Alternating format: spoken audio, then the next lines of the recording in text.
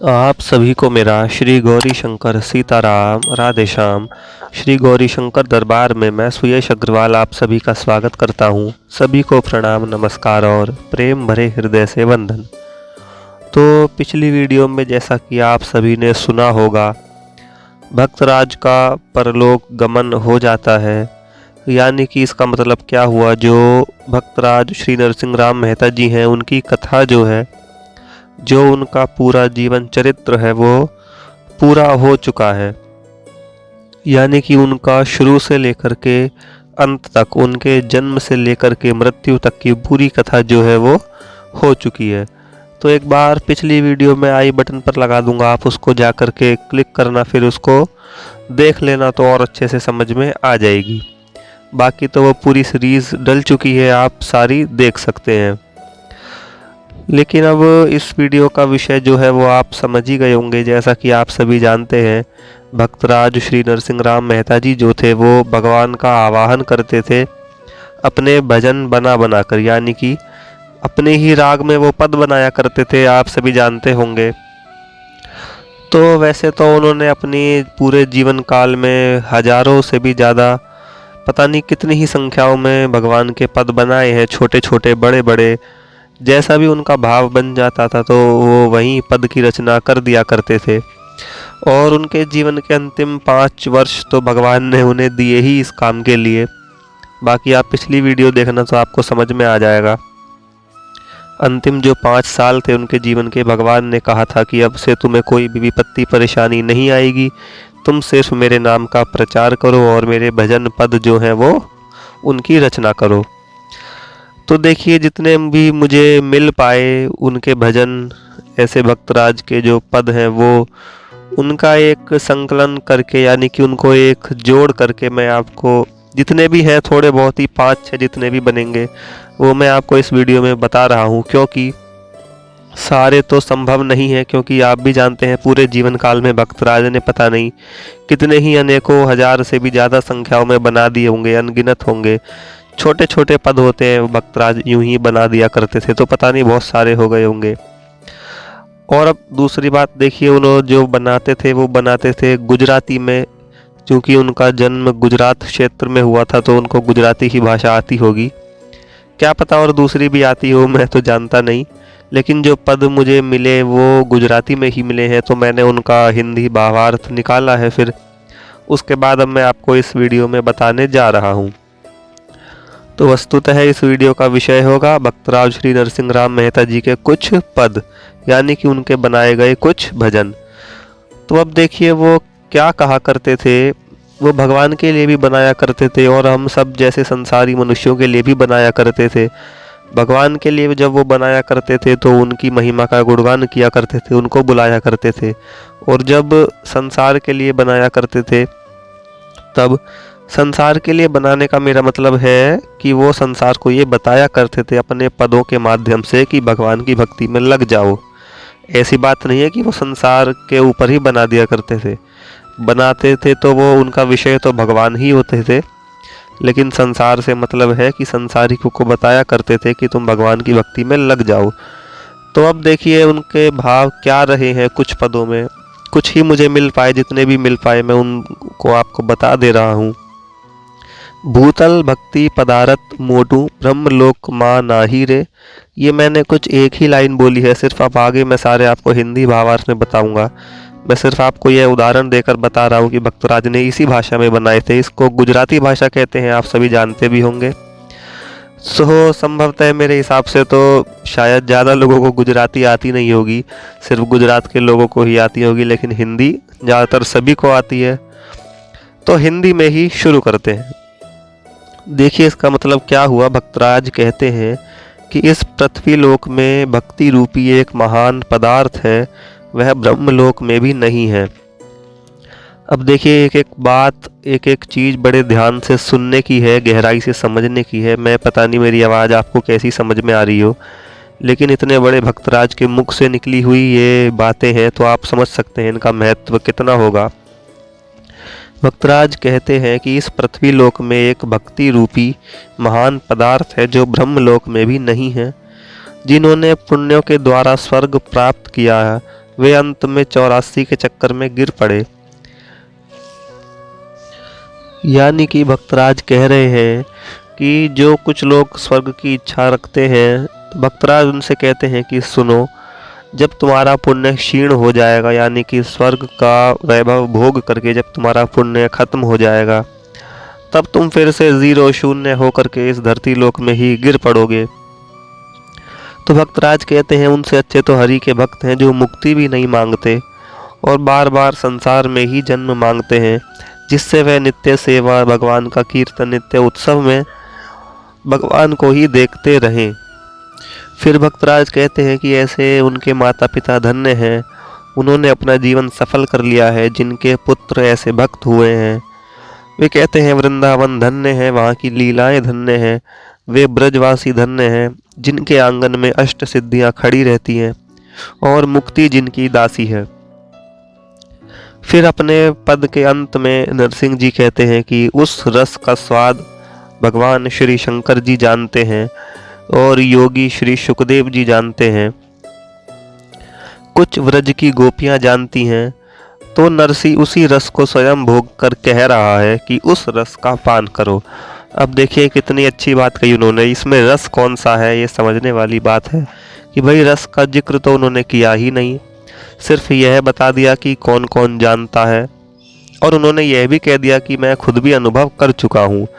नरसी उस रस को स्वयं भोग कर कह रहा है, वो रस है भगवान की भक्ति का, भगवान के नाम का, भगवान के भजन का। तो नरसिंह जी उसी रस की यहाँ पर बात कर रहे हैं। अब वे एक उनका पद है भगवान के ऊपर की, हे मेरे सांवरे आप अपनी ओर देखिए, हमारी ओर नहीं। हिरण्यकश्यप का आपने हाथ से हनन किया, पूतना को, मौसी को मारा। यानी पूतना एक तरीके से उनकी मौसी हुई, मम्मी की बहन, वैसे तो उन्होंने माता ही कहा था। फिर वे कहते हैं प्रहलाद के लिए खम्भे में वास किया और फिर मुरारी प्रभु उसमें से प्रकट हो गए। लाक्षागृह में जब प्रचंड अग्नि फैल गई तब पांडवों को बचाया। आधे नाम की पुकार पर गज और गणिका तारी, जयदेव को पद्मिनी दे दी। दुष्टों की सभा में वस्त्र बढ़ाकर द्रौपदी की लाज बचाई। सुधनवा की उस कठिन समय पर तेल की कड़ाही ठंडे करके रक्षा की। ऋषिश्वर गौतम के शाप से अहिल्या भारी ब्रह्मशिला हो गई थी, वह भी हे रघुवर आपके चरणों के स्पर्श से अनुपम नारी हो गई। आपने मीराबाई के विष को अमृत कर दिया, विदुर के साग का भोग लगाया, शबरी की प्रीति से प्रसन्न होकर के उसके बेर खा लिए। तो नरसिंह जी कहते हैं कि हे मुरारी, पहले तुमने अनेक भक्तों की रक्षा की है, फिर उन्हें सहायता भी दी है। तो हे नरसैया के स्वामी लक्ष्मीपति, मेरे लिए तो तुम्हारी शरण ही बहुत बड़ी है। तो देखिए उन्होंने शुरुआत कैसे करी थी इस पद की कि हे प्रभु आप अपनी ओर देखिए, मेरी ओर नहीं। इसका मतलब क्या हुआ? इसका मतलब ऐसे नहीं है कि प्रभु मुझे मत देखना। इसका मतलब ये है कि यदि आप मेरे दुखों की ओर, मेरे कर्मों की ओर देखेंगे तो फिर तो कभी कृपा कर ही नहीं पाएंगे, क्योंकि मुझ पापी के तो कर्म ही इतने बड़े बड़े हैं और इतने ज़्यादा है कि बस क्या ही कहो। तो प्रभु मुझको छोड़ करके आप अपनी कृपा की ओर ध्यान दीजिए। आपकी कृपा तो बड़े बड़े पातकों को भी हर लेती है। उसके बाद पद आता है कि श्री कृष्ण गोविंद गोपाल गाने पर संसार का भय निकट नहीं आता। बिना ही ताल के गाए हुए विष्णु के गुण कानों से सुनकर परीक्षित तर गया। बालक ध्रुव को दृढ़ भक्त जानकर आपने अविचल पदवी दे दी। असुर प्रहलाद को बचा लिया और उसकी जन्म जन्मांतरों की जड़ता काट दी। हे देवों के देव आदिदेव श्री कृष्ण, आपका नाम लेने से मनुष्य अभय पद को देने वाला बन जाता है, इसीलिए नरसी तेरे नाम को नित्य जपता है। हे विश्वविख्यात, आप मेरी संभाल कीजिए। अब देखिए इस पद का मतलब क्या हुआ। बिना ही ताल के गाए हुए विष्णु के गुण कानों से सुनकर परीक्षित तर गया। अब यानी कि बिना ताल से उनका मतलब है बिना भजन कीर्तन के, ढोलक मंजीरों के, मतलब जो गा गा कर अच्छे से कीर्तन होता है, बिना उसके भी सिर्फ यूं ही निरंतर नॉर्मली जैसे हम किसी मनुष्य का नाम लेते हैं। अब किसी का हमको नाम लेना है, समझो किसी का नाम मनीष है, तो हम उसको ढोलक पे बजा कर थोड़ी ना कहेंगे ओए मनीष ऐसे करके, बिल्कुल भी नहीं कहेंगे। लेकिन भगवान के नाम की क्या महत्ता है कि चाहे कीर्तन करके करो, चाहे बिना कीर्तन के भी यूं ही ऐसे ही गाओ। उसका भी बहुत बड़ा फल है। बालक ध्रुव को आपने अविचल पदवी दे दी, तो भक्तराज यही भगवान का गुणगान करते हैं। अब देखिए भक्तराज और क्या कहते हैं कि जहाँ वैष्णव का वास नहीं है वहाँ बसना नहीं चाहिए। जिसकी सांस पर हरि का स्मरण नहीं है वह श्वास तो लोहार की धोखने की श्वास है। जो जीव जप नहीं करती वह जीव नहीं है। जो हरि का दास नहीं कहलाया उसका जन्म किस गिनती में है। मोहन प्यारे के प्रेम के सिवा और सब प्रेम यमराज की फांसी है। नरसिंह जी कहते हैं कि जो भगवान का भक्त नहीं बन पाया उसका जन्म लेना तो बिल्कुल ही व्यर्थ है। जैसा कि आप इस पद के भाव में नरसिंह जी की बात समझ गए होंगे कि वो क्या कहना चाह रहे हैं। अब वे कहते हैं नारायण का नाम लेते जो रोकता है उसे छोड़ देना चाहिए। मन वचन और कर्म से श्री लक्ष्मीपति भगवान का भजन करना चाहिए। ऐसे कुल कुटुंब माता पिता बहन भाई पुत्र स्त्री सबको इस प्रकार छोड़ देना चाहिए जैसे सर्प केचुली का परित्याग कर देता है। पहले प्रहलाद ने पिता को त्याग दिया लेकिन हरि नाम नहीं छोड़ा। भरत शत्रुघ्न ने अपनी माता को त्याग दिया लेकिन श्री राम जी को नहीं छोड़ा। ऋषि पत्नियों ने प्रभु के लिए अपने अपने पतियों को त्याग किया लेकिन उसमें उनकी कोई हानि नहीं हुई। उल्टे वे चारों पदार्थ पा गईं। व्रज वनिताएं उस विट्ठल के लिए सर्वस्व तजकर वन को चली गईं। नरसिंह कहता है कि इस वृंदावन में वह बहुत ही अंतरंग है। बोलिए श्री गौरी शंकर सीताराम राधा कृष्ण भगवान की जय। अब देखिए ये कुछ 5-6 पद थे जिनका मैंने आपको भाव यानी कि सार हिंदी में जो होता है वह आपको बता दिया। आखिरी वाली पद का भाव आप समझ ही गए होंगे। नरसिंह राम जी कह रहे हैं कि चाहे हमारा वो कितना ही कोई भी मित्र हो या प्रेमी हो या कुछ भी कितना ही करीब हो, यदि वह भगवान का नाम लेने में अड़चन डालता है तो संभवतः पहले तो प्रयास करना चाहिए कि उससे मना करी जाए, और यदि ऐसा हो रहा है तो उसको निसंकोच छोड़ देना चाहिए। कभी हम भगवान के नाम की जगह कभी हम ऐसा करें कि उस व्यक्ति के तो पास में रहें और भगवान का नाम उसके कहने पर छोड़ दें तो ये बहुत बड़ी दिक्कत रहती है। तो नरसिंह राम जी यही समझाना चाह रहे हैं हम जैसे संसारिकों को कि भगवान का नाम सर्वोपरि है। उसके अलावा उसके आगे यदि कोई भी हो, चाहे कोई भी, उसको निसंकोच छोड़ देना चाहिए। तो चलिए, यह एक भक्तराज की वाणी थी जैसा कि आपको पता ही है। मैं पता नहीं किस तरीके से बताई, मैंने सही ढंग से बता पाया भी कि नहीं, लेकिन मैंने अपना पूरा प्रयास करा है कि भक्तराज के जो कुछ पद थे वो आप सभी तक पहुंचाऊं जरूर। तो यहाँ पर श्री भक्तराज नरसिंह राम मेहता जी की जो संपूर्ण चरित्र है वह पूरा हो जाता है।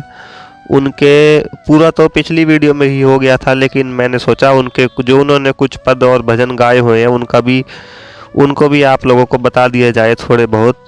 तो ये 5-6 पद थे।